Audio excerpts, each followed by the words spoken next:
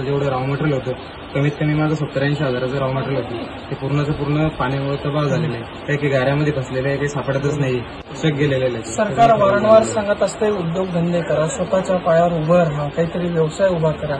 आणि ज्यावेळी एखादा शेतकऱ्याचा पोरगा व्यवसाय उभा करतो तर नैसर्गिकरित्या आलेल्या आपत्तीमध्ये त्याचं स्वप्न या ठिकाणी अशा पद्धतीने वाहून जातं.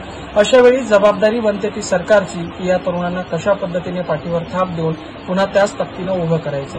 आमदार आले, खासदार आले, माजी मंत्री देखील आले, मात्र दूर रस्त्यावरून बघून शेतीचं कसं नुकसान झालं याचा पंचनामा बघून या ठिकाणाहून निघून गेले. दिवाळी झाल्यानंतर बघू काहीतरी काय करायचं तर त्याच्यात ती बघवावून गेलं.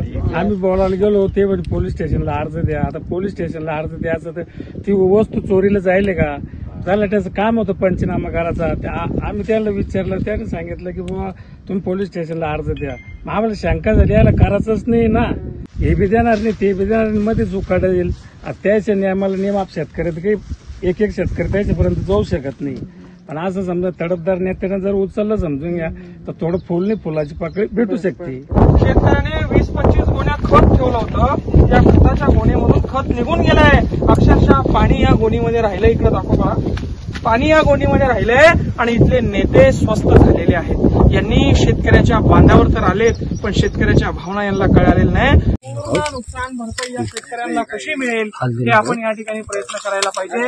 म्हणून या सिल्लोड तालुक्यातील प्रत्येक गावातील प्रत्येक शेतकऱ्याला माझं आव्हान आहे की येत्या सोमवारी सिल्लोड तहसील कार्यालयासमोर धरणे आंदोलन या ठिकाणी आपण करणार आहोत. शेतकऱ्याच्या विविध मागण्या घेऊन हे आंदोलन आपण करणार आहोत. मी आपल्याला विनंती करतो की मोठ्या संख्येनं आपण उपस्थित राहावं. प्रवाह एवढा प्रचंड होता की या ठिकाणी आपण बघू शकता पत्र्याला अक्षरशः फाडून तोडत पाणी या ठिकाणी मध्ये घुसलं.